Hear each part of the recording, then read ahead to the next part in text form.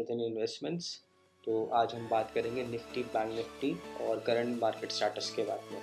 तो स्टार्ट करते हैं हम। सबसे पहले हम देखते हैं ग्लोबल इंडेक्सेस। यूरोप के जो मार्केट्स है वो, उसमें एक चीज़ याद रखिए कि वो ऑलरेडी उनका लॉकडाउन बहुत लंबा था। यूके में तो प्रॉपर 2 लॉकडाउन लग चुके थे तब बाय दिसंबर ओनली। प्लस उनकी पॉपुलेशन कम है और वैक्सीनेशन भी एक अच्छे उनके हो गई है प्रोसेस। सो उनसे थोड़ा कम कंपेयर करिएगा because they will be definitely more bullish than India.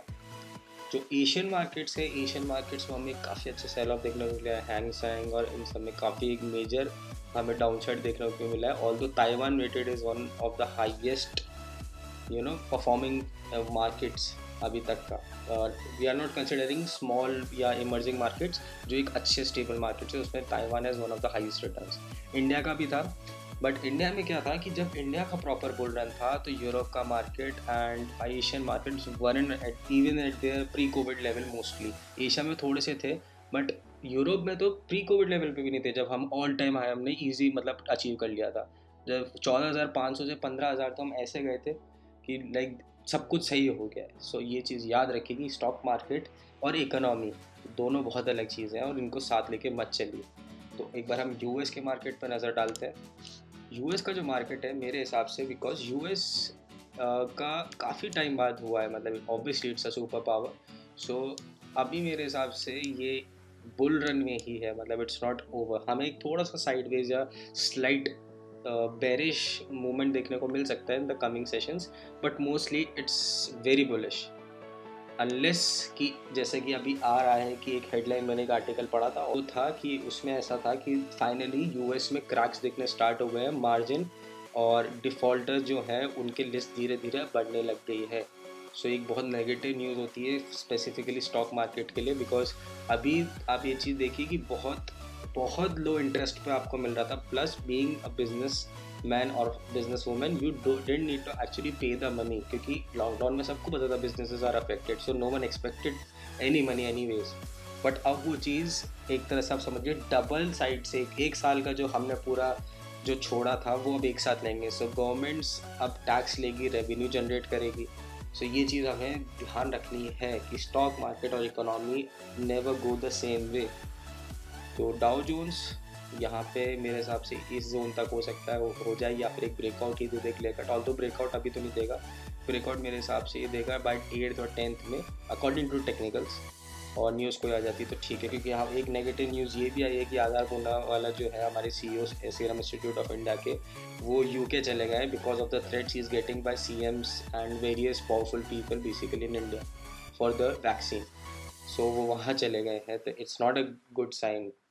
Second हम चीज़ देखते हैं एक बार डॉलर। इवेंचुअली मेरा तो ऐसा मानना है कि ये ब्रेकआउट दे देगा up to the levels of I guess easy, ये पॉइंट को ब्रेक दे देगा। सो वी कैन एक्सपेक्ट कि 93.7 के आसपास या मे बी 94 ये एक बार टच कर सकता है डॉलर। और अगर ये टच करा तो इंडिया 100% एक कैसे कह सकते हैं हम कि अगर 0.1% गिरना होगा तो 0.5% गिर जाएगा। अब हम फाइनली बात करेंगे निफ्टी की, जिस पे थोड़ा टोटल वीडियो बना है।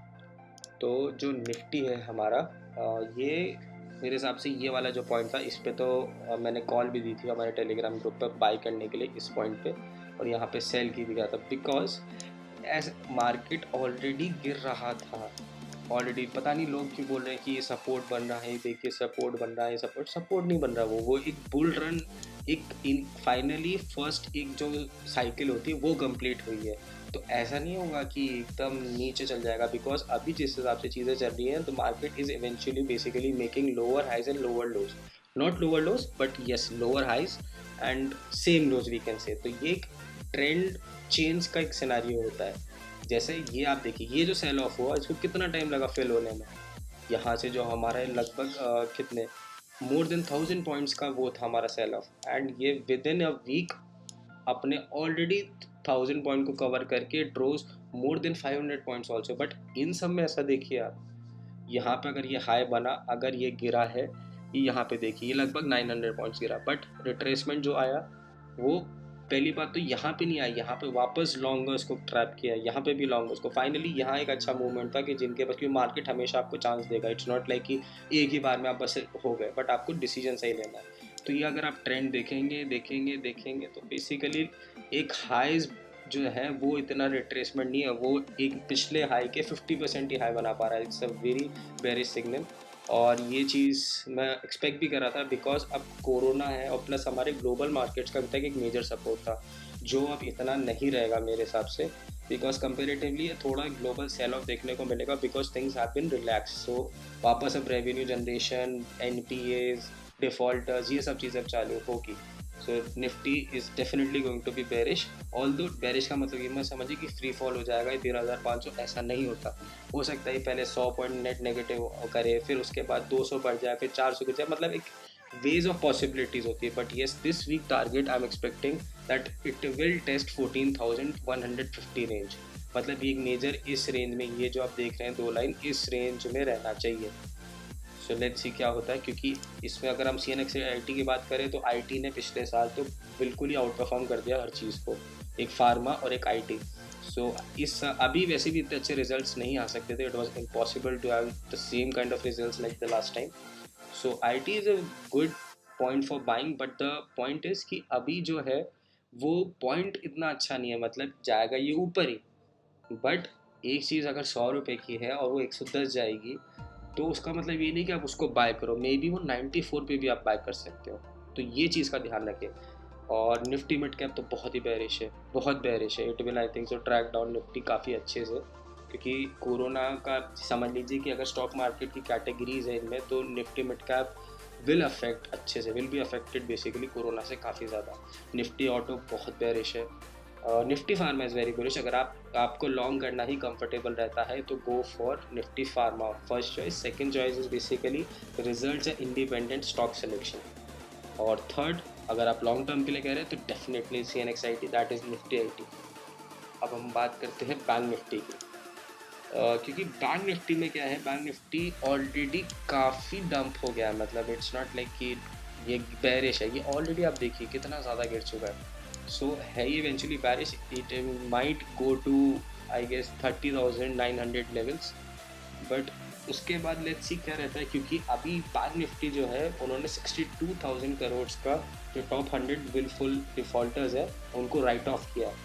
राइट ऑफ का मतलब ये नहीं होता कि वो फ्री हो गए, बेसिकली बैंक्स को टैक्स बेनिफिट मिलता है and the persons they are liable for the repayment. So ये सब चीज़ें अभी फ़िलहाल इन्होंने करी है, बट आई गेस जैसे ही बार बार चीज़ें सही होगी तो bank Nifty will grow the strongest. But अभी थोड़ा सा आई गेस ये नेगेटिव ही है, but I won't suggest to short bank Nifty. Nifty आप शॉर्ट कर सकते हैं, but go don't go for bank Nifty because वो बहुत ऑलरेडी डाउन है, काफ़ी ज़्यादा डाउन है। और इसमें अगर हम बात करें टारगेट्स की, तो आई गेस इसमें पहला टारगेट तो यही होगा, 32,300 टू 500 पहला टारगेट होगा। उसके बाद we can see some consolidation. Second target होगा हमारा 3900 के आसपास। निफ्टी में अगर टारगेट बना दिए, नहीं सॉरी, निफ्टी का अगर टारगेट दे रहा हूँ मेरे हिसाब से, निफ्टी का मेरा फाइनल टारगेट जो है वो तो है 13,800 के आसपास। ये है मेरा फाइनल टारगेट। शॉर्ट टर्म अगर हम बात करें तो इट विल ईजिली गो 14,500 इसी वीक में, तो ईजी ब्रेक हो जाएगा। आई थिंक सो 2 या 3 सेशन में ही हो जाना चाहिए, अनलेस की कोई अच्छी न्यूज़ आती है। हालांकि अब तो कोई अच्छी न्यूज़ बची नहीं, even the C of Serum Institute is left India due to threats. तो अभी वैक्सीनेशन, ऑक्सीजन, क्योंकि पब्लिक पैनिक आ गया, मार्केट पैनिक अभी तक नहीं आया बट पब्लिक पैनिक आ गया, और यहाँ पे बहुत सारे ऐसे गैप बचे हैं जो बहुत बार फेल हुए हैं बट वापस ओपन हो गए। So expect blood bath. It's not कि नहीं हो सकता, इट्स ईजी, क्योंकि मार्केट पैनिक अगर हो गया तो बेसिकली आप समझ लीजिए वो परफेक्ट होता है बेयर रन के लिए। जैसे ही बुल रन होता है, एक नया हाई बनता है, जैसे 12,000 जब टूटा था निफ्टी का, तो जो शॉर्टर्स भी थे, जैसे मैंने भी उस टाइम पे शॉर्ट किया था, बट जैसे ही 12,800 के आसपास का ब्रेक हुआ, I suddenly change to bull, because मुझे पता था बहुत अच्छी बाइंग हो रही है, everyone was believing it now. यही चीज़ बेयर मार्केट में भी, एक बार मार्केट पैनिक कर गया तो बेसिकली आप समझ लीजिए मार्केट पूरा उनके हाथ में, it will go down as much as they can pull it back. बढ़ना है उसके बाद, बट ये चीज़ याद रखिए कि आप पेशेंस रखिए हमेशा। और अगर आप नए हैं अभी, टेलीग्राम अगर आपने ग्रुप ज्वाइन नहीं किया है तो प्लीज़ करिए। ये देखिए मैंने इसमें यहाँ पे लगभग आपको दिखाता हूँ मैं, ये देखिए ये 9 मार्च को मैंने डाला था, ये against cash is being developed, stay cautious, do not buy overvalued stocks, why when the market corrects, once ये 13,500 का मार्क हमें वापस कभी नहीं मिलेगा जैसे ही ये करेक्शन एक बार ख़त्म होगा। और इसके अलावा एक दो आपको ग्लिम्स दे देते हैं। ये देखिए आप, ये वाली कॉल बाय निफ्टी CE 11:50 पर ऑन 27 अप्रैल। ये रहा 27 अप्रैल समवेयर हेयर। उसके बाद हमें बहुत अच्छे रिटर्न्स भी देखने को मिले थे। ये भी देखिए, HDFC टाइटन है, कॉन्ग्लोमरेट है, basically third most powerful group है after Tata group and Indian government. So ये भी एक शार्प सेल ऑफ देखने को मिल रहा है। ऑल्दो इसका तो मतलब काफ़ी अच्छा एक बार बाय आ जाएगा, अगर ये लेवल एक बार देखना पड़ेगा इसका। उसके अलावा either it will go to 1200 और if not it will sustain 1360 level. तो ज़रूर से बाई करिए HDFC को क्या सेगमेंट के लिए। It's one of the best stocks for the next 5 years, क्योंकि ये नहीं जाएगा नीचे, ये समझ लीजिए। तो ध्यान रखिए। Thank you so much for watching the video.